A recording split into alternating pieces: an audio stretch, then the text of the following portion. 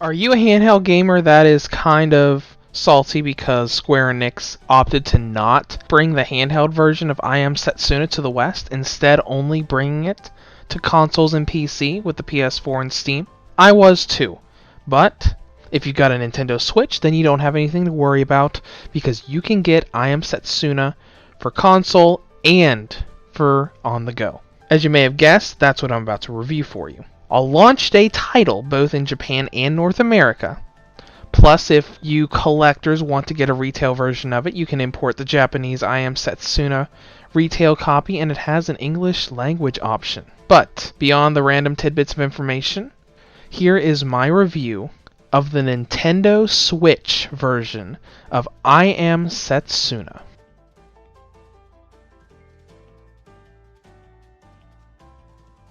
I Am Setsuna is a sad tale around a young woman who is sent on a pilgrimage around the world as a self-sacrifice to protect humanity from monster attacks. Now, the game actually revolves around a young mercenary sent to assassinate this young woman. When he goes to kill her, he second-guesses himself and ends up accompanying her instead. As I said a moment ago, it has a very sad tone to it. Besides the fact that you're on a journey of self-sacrifice, you learn a lot of things about the world, and there are a lot of plot twists that really yank at your heartstrings. If you remember in the Final Fantasy series, the first time you were going through the story and you saw a certain scene from Final Fantasy VII, there are a lot of instances like that throughout the game that really just take you by surprise and really, really tug at your heartstrings.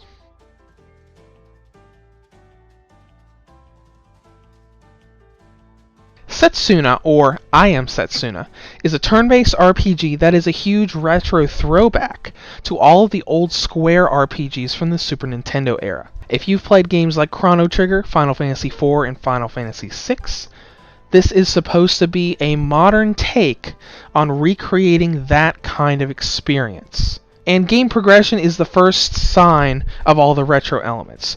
You're traveling along a world map through towns and dungeons in a fairly linear fashion until you get an airship that allows you to have much more freedom going around the map. And every town you go into has some sort of story scene that you're drawn into, and you have to kind of complete that story arc before you can move on to the next area, and so on and so forth. Now, as per usual, while you're going through towns, you have different shops you can go through. You have item shops where you can get supplies. You have weapon shops where you can buy new weapons for your characters. And you also have what is called a Spirit Knight shop that sells gems to teach you skills. Now, I view the Spirit Knight system the most unique system in the game. When you equip a Spirit Knight to a character, it teaches them a specific skill. But obtaining Spirit Knight is kind of like synthesis. All of the monster drops that you get through combat are sold to these gem shops. You get money for this that you can take to other shops to buy items and weapons, but the skill shop keeps track of every single material that you sell to them, and you have to sell them specific materials to unlock different types of skill gems. Kind of like a mashup of Hunting RPG's way of making weapons and Final Fantasy VII's materia system. Now, the final thing, and the biggest nostalgic thing that people got really excited about for this game is combat. When you're running through a dungeon and you run into a monster, you do not go to a separate screen or a separate plane for your battle. Instead, you jump into battle position, and so does your opponent. And then you have combat based on positioning. Think Chrono Trigger. You don't go to a separate plane, and all of your area-based attacks and skills are based around where your characters are and where the enemies are. If you have an area-based healing attack and there's an enemy that kind of jumped in between two of your party members and the third member, you have to target in a way that the party members who actually need help are going to get the healing. Otherwise, you're only going to heal one or two. Now, with combat, I'll admit that I Am Setsuna isn't a particularly hard RPG to play through. As long as you fight all of your battles, you won't really have problems with most of the bosses.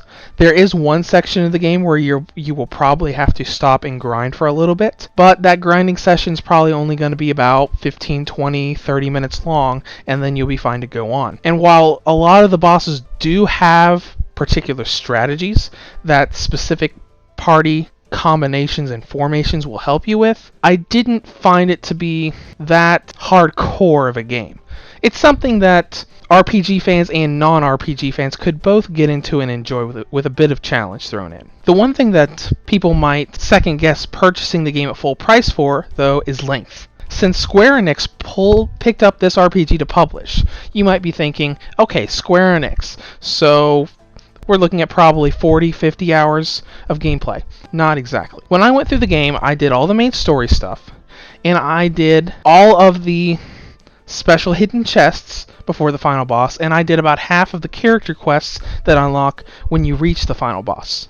Even with all that, my final save file when I beat the final boss was only a little over 20 hours. So you're not really going to be spending that long on this game.